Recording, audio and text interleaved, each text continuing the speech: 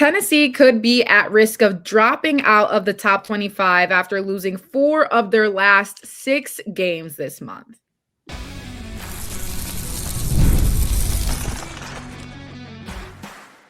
You are Locked On Women's Basketball, your daily podcast on women's basketball. Part of the Locked On Podcast Network, your team every day.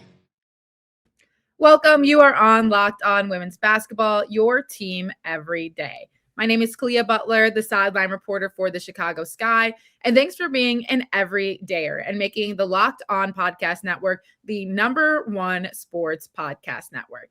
As always, I am joined with Sophia Jones, the radio analyst for the Golden State Valkyries. Sophia, what should we be on the lookout for today? Yeah, there's not a lot of time across the board for things to get moving and shaking.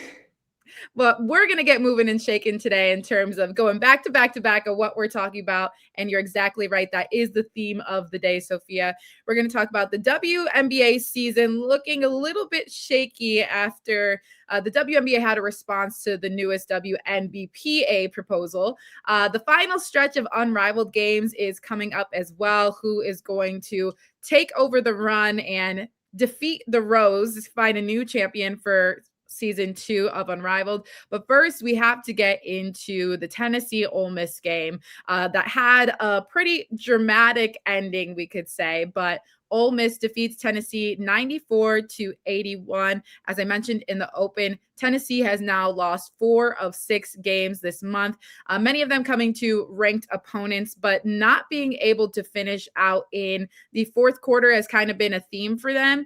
However, watching the post-game presser with head coach Kim Caldwell, she was under fire first for not shaking Coach Yo's hand after losing to Ole Miss, in which Coach Yo responded, "I like him. I don't have any of that. I don't take any of that stuff personally." But she was very frustrated in terms of Tennessee's gameplay. We saw her in that game against Texas, and then even in the prior game before that, saying she feels like this team just doesn't have a lot of heart and that they have kind of been giving up, essentially.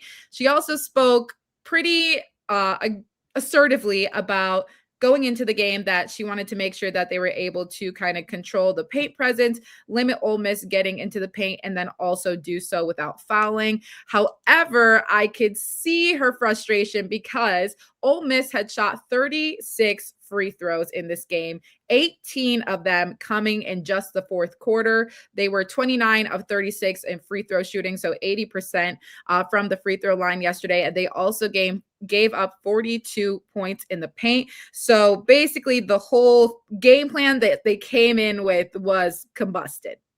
Yeah, and in talking to almost any coach ever, the largest reason of frustration that they usually get is when their players don't follow the game plan. And so I think that's why we saw a little bit of that reaction by Tennessee head coach Kim Caldwell. I think it made sense that Coach Yo said, "Yeah, I didn't take any of it personally," because I definitely don't think it was directed at her. She was definitely remembering those 18 free throws that Ole Miss shot in the fourth quarter. And when you're looking at the final score in the fourth quarter where Tennessee won or outscored Ole Miss 28-19, Tennessee made the push, but Mississippi essentially got themselves and stayed themselves within the game because of those fourth quarter free throws. And you talk about the primary player that you want to have your scouting report against in Cotie McMahon. Well, she had a career high 39 points. She finished with 10 rebounds, also adding in 5 assists, but she was 14 of 18 from the free throw line herself. So I can sense there's a lot of frustration from Kim Caldwell, especially like you said, in this chain of events where things continue to pile on for the Lady Vols. And when Kim Caldwell was asked about the game plan, I guess, going into it in terms of trying to contain McMahon. Obviously, that's a player that you can't stop. You just have to try to contain her. But she felt just in terms of their transition defense, especially, which is something that Tennessee has really struggled with this season, especially some of these losses that we have seen them face. She said that a lot of her points came within that transition and not enough bodies getting out in front of her to slow her down. Cotie McMahon is a very fast player. If you are not sending 2, 3, 4 bodies at her to at least slow her down and clog her in the paint, that's why she had a career night of 39 points. And Caldwell said herself that she was basically just getting any opportunity she wanted because the transition wasn't looking great for Tennessee. Ole Miss likes to push the pace, especially with McMahon. She's going, as soon as she gets the ball, she is out of there. So if you are not sending as many bodies and putting your head down, just running your arms, knees to chest to try to chase her down, she is going to find her opening. And that's why she had a career night. Yeah, with Tennessee's defense, they extend that pressure full court. It's a lot of flying around. But sometimes I've noticed other teams are being very opportunistic against that scramble mode and just capitalizing on a lot of these gaps that are created in the defense. That's exactly what Cotie McMahon did this game, and why Kim Caldwell has repeatedly said that their transition defense needs to improve, because it's not a matter of pressuring, but also scrambling out of it and continuing to match up. And that is a lot of where Tennessee's faults have come and why out of that scramble, they're fouling. Yeah, the recovery hasn't been there for them. And you can sense that there's a scramble, like you said, and a sense of frustration of, oh, I didn't get back. I didn't find my player. Somebody's coming downhill. I have to foul. They haven't been able to close out those gaps, something that Coach Caldwell said as well. But when we're taking a look at the losses that they have faced in the month of February, it started off rough because they've had a very tough string of opponents. But to start February, they had to play UConn, in which that was a loss for them. They were able to bounce back in overtime against Georgia, but then they lost to South Carolina, bounced back against Mizzou. Then it's another loss to Texas, and then a back-to-back loss against Ole Miss. So when we're looking at Tennessee, who is clearly a ranked opponent within the top 25, sitting at 21 right now, they are losing to a lot of SEC opponents that are ranked. They're able to bounce back against the unranked opponents, but they haven't been able to defeat any ranked opponents this month, aside from UConn, obviously, which was a non-conference game. But when we're looking at, the upcoming SEC tournament that is coming up, even NCAA, Sophia, what does this Tennessee team look like to you? And can they have enough of a push to play their best basketball in March, which everybody wants to do? I think they still definitely do have a chance. Their top end talent is really, really high compared to a lot of these other teams. But I think it just needs to be something worked out amongst the group, maybe not even on court, just with some of these comments that are flying around the whole organization. I think Kim Caldwell, she is feeling that pressure coaching this Tennessee team, because one of the most historic women's basketball programs of all time. And you're essentially coaching on the shoulders of the program that Pat Summitt built. So there's a lot of pressure in her position. And I think she needs to just manage that and get all of her players on the same board. That's another thing I feel like I've seen, because Tennessee, they are so deep. So you love that advantage of the depth, but there's a lot of instability in the rotations and lineups sometimes created with that. And I think you need people that need to rise and be those leaders. Talaysia Cooper, someone I've seen that started to take that role. She scored 30 points this last game. She had a solid game against Texas, but you just need a little bit more of that.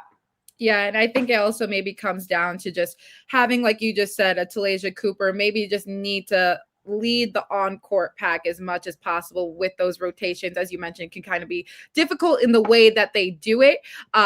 but kind of maybe just needing to see a little bit more on-court leadership if not everybody is on the same page. Curious to see what some of those locker room conversations look like. But again, have an opportunity to still have a fantastic push in the SEC and so on and so forth.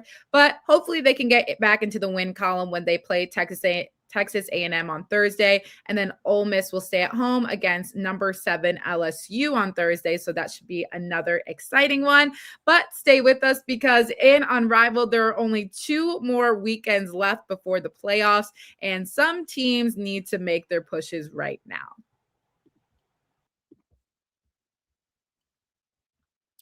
Ever wanted to experience the NBA Finals live and in person? FanDuel is giving you the chance to turn that dream into reality with their NBA sweepstakes.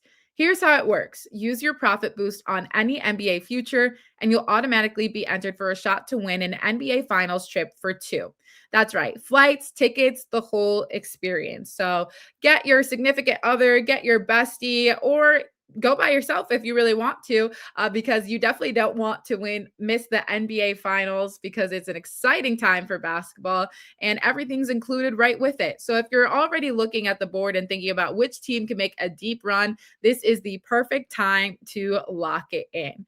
Visit FanDuel.com to get started. Use your profit boost on an NBA future and get entered for your chance to win a trip to the NBA Finals. Play your game with FanDuel, the official sports betting partner of the NBA. New year, new systems. This is a time when a lot of us look at the messier parts of how we run our business and think there has to be a better way. And there is. Streamlining your communications is one of the quickest upgrades you can make. That's why today's episode is brought to you by Quo, spelled Quo, the smarter way to run your business communications. Because when your team is reachable, organized, and communicating in one place, you're not just working cleaner, you're creating more opportunities to connect with customers. We all know it's a lot easier when everybody is on the same page and there's just one main streamline of communication, and it makes it easier on everyone. So utilizing Quo is huge when it comes to this. And Quo's smart AI tools automatically log calls, summarize conversations, and highlight next steps so details never slip through the cracks. Make this the year where no opportunity and no customer slips away. Try Quo for free, plus get 20% off your first 6 months when you go to quo.com/lockedonnba. That's quo.com/lockedonnba. Quo, no missed calls and no missed customers.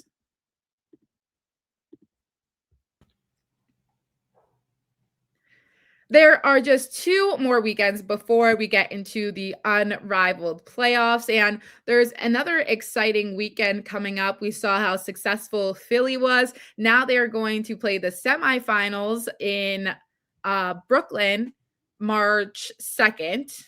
Yes, March 2nd. They are playing the semifinals in Brooklyn, March 2nd.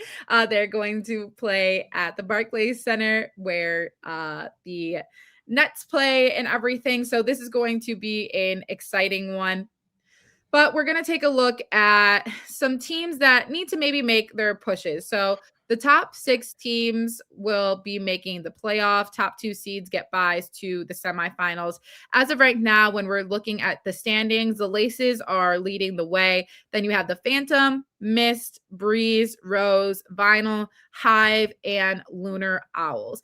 The Breeze actually just lost to the Lunar Owls in a little bit of an upset. So Sophia, when we're looking ahead in these last couple of weekends and each team only having about 3 more games to play, who maybe needs to make the most significant push to try and get into that top 6?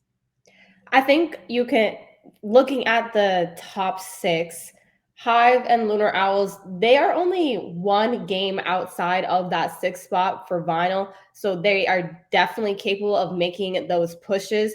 Hive, they got Azure Stevens. I think if they can continue to have a quick turnaround and integration process with her, they can make themselves, or they could find themselves in that top 6. But I also think it's really important for teams to lock down the top 2 spots so that they get that bye. One thing that I've noticed throughout this entire Unrivaled both seasons is that the pace is so fast that these players are getting tired quickly. So you want all their legs under them as much as possible. Laces, they have been looking comfortable in that number 1 seed for a while, but that number 2 seed, I think, will be between Phantom and Mist.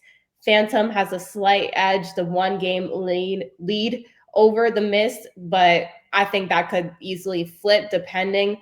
So those teams are definitely going to battle it out. Also looking at Breeze, they would need to make a very valiant push as well to find themselves there.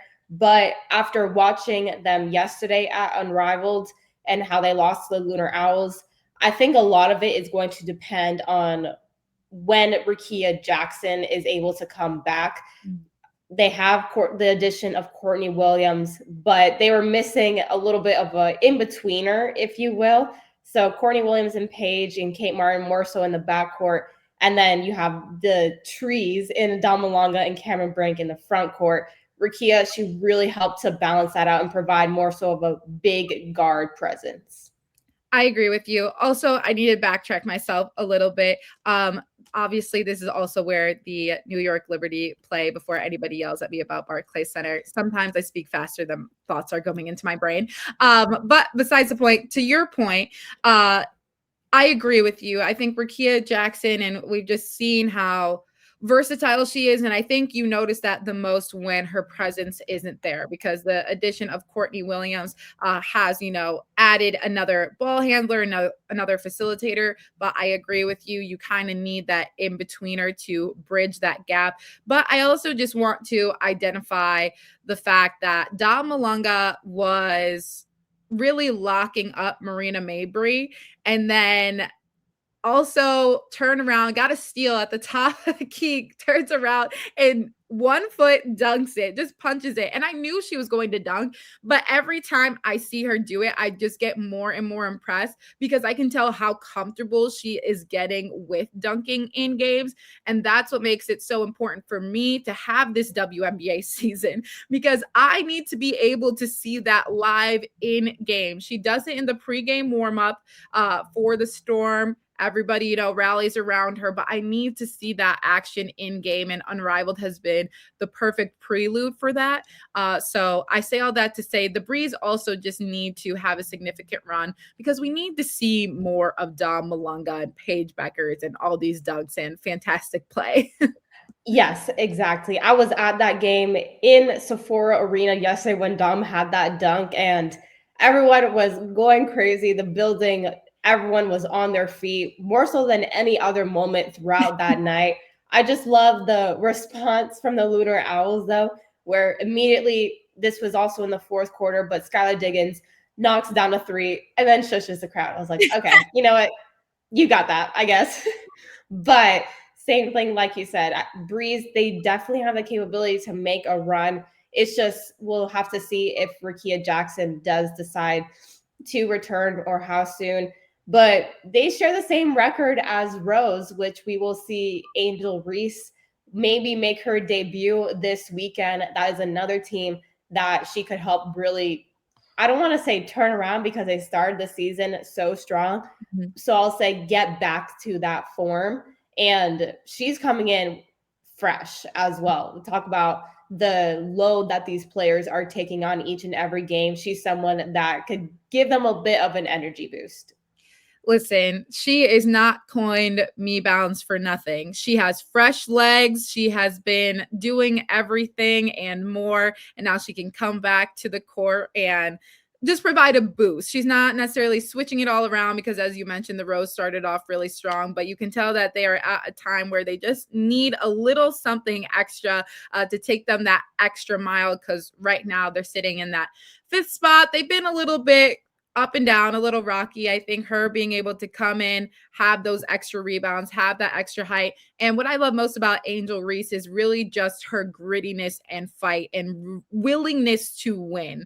I think that's going to be the differentiator when it comes to this late playoff push, and they just need a little something extra for it. So you never know. The Rose, like, all they need to do is stay within playoff standings, and maybe another championship can be hung for them. We simply do not know. Yeah, 1,000%. I agree. And like you said, just with that grittiness that Angel has, we saw it displayed in that one-on-one championship between Chelsea Gray and Alicia Gray, where Chelsea just had a little bit tiny more mental fortitude to make that final bucket. Angel is someone that could give you some of that mental toughness. Agree with you. And that's why we love her here on the Chicago Sky.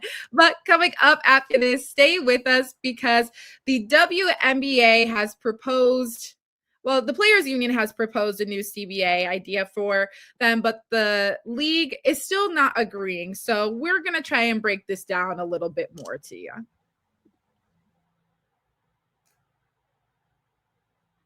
Workplace chaos, deadlines stacking up, inbox overflowing, and the one position you have to fill sitting open. When the pressure is on and you need the right hire, this is a job for sponsored jobs.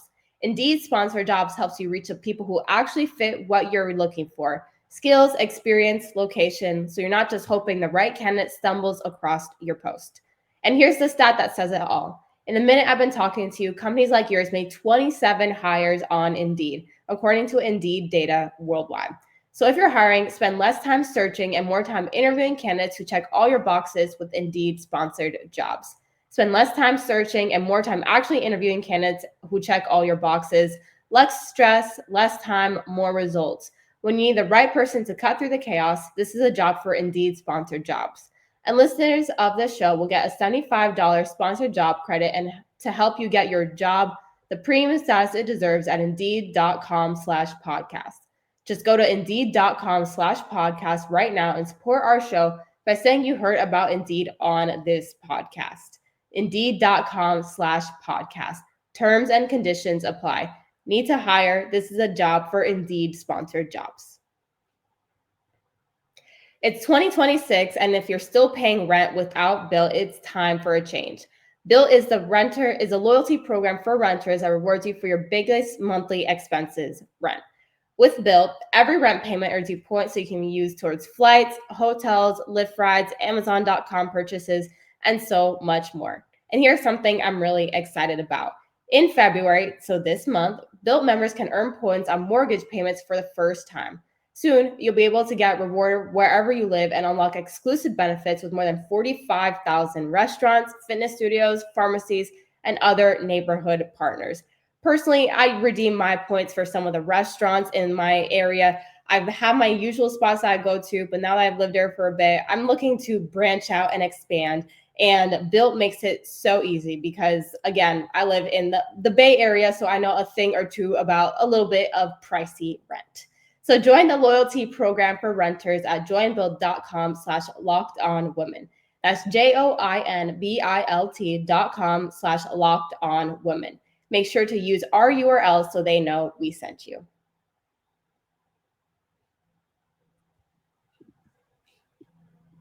Okay, more CBA updates for you. The Players Union is now asking for an average of 27.5% of gross revenue, defined as revenue before deducting expenses over the course of the agreement, including 25% and less than a $9.5 million salary cap in year one. On the other side, a spokesperson for the WNBA has said that the Players Association's latest proposal remains unrealistic and would cause hundreds of millions of dollars of losses to our team. That's me giving a rough skeleton of what this all looks like. We're going to throw it to our analyst on the CBA who's better at explaining it to everybody else than me, Sophia Jones. So thank you, by the way. But the players essentially, they're trying to meet the league more in the middle. They've brought down the percentage of gross revenue that they're asking for. And they also are conceding on some of their housing. So instead of requiring housing, which is something that has been done in the past for all the years pretty much of the WNBA, they're saying that, or the players saying that teams will continue providing housing the first several years of the new agreement, but in the later years, teams will no longer be obligated to provide housing for players making close to the maximum salary on multi-year deals and receiving full salary protection. So the players are trying to whittle down their demands and compromise, whereas the league is, again, coming back saying that this is unrealistic. The league is going to lose millions of dollars. And they also added, we still need to complete 2 drafts, the expansion, 2 teams for the expansion, actually, and the rookie drafts and free agency before the start of training camp, and are running out of time. We believe that WNBA's proposal will result in a huge win for current players and generations to come. The WNBA, the league, they proposed a salary structure that will be based off of net revenue, where players will get an average of over 70%, which when you look at the structure that the players are using gross, it would be about 15%. So it's still a pretty large discrepancy. But the way that I think about it, because I love a good mnemonic, if the players want gross revenue is looked at before all the deductions are taken away. So in my mind, gross revenue is gross. We don't want your leftovers. We want the whole thing. Whereas net, if you think about a big net that you pour a bunch of money in and then shake it and you get the loose ones at the bottom, that's the net revenue, the leftovers. That's taken after expenses, which is what the league is proposing. So that is where a lot of the dispute is over. And then housing has become another really key issue. Sophia, I fear that actually really helped me understand it a little bit more, because once we start talking numbers and stuff, my brain just goes out the window. That's why I'm like, let's just throw it to Sophia here, right? But I think that was a really great way for everyone to conceptualize what this all means, because these are terms that I don't have to use in my everyday sort of conversation, but it's understandable. However, I think the players, it sounds to me more realistic in terms of how the players are maybe reapproaching this, in terms of if you are making basically the most amount of money on the team and you are set to be staying on that team, housing doesn't necessarily need to be provided for you. I agree that if you are a player that is not on a max salary, there's an opportunity for you to possibly, be cut from the team early on, or traded, whatever the case may be. It makes more sense that housing needs to be provided for those players to keep them safe, and not just have them spending all this money and trying to break leases, whatever the case may be. I am curious as to let me backtrack a little bit. We don't necessarily know how much money the WNBA is necessarily working with, in which when they say the proposal right now would mean that hundreds of millions of dollars are lost for the teams. We don't know what those hundreds of millions of dollars look like, but we say all this to say that the biggest discrepancy still seems to come from that revenue share, which ideally will be figured out sooner than later. But as of right now, it is getting scarily close to playing time and the end of college season, where some decisions do need to be made. Yeah, and I think my takeaway from all of this is that the players are inching towards a compromise. However, the league is the one standing still. I think the league is trying to call the players' bluff about striking. Yeah, we will absolutely see, but that'll do it for us today on Locked On Women's Basketball. Thank you all so much for joining us, and we will see you again tomorrow.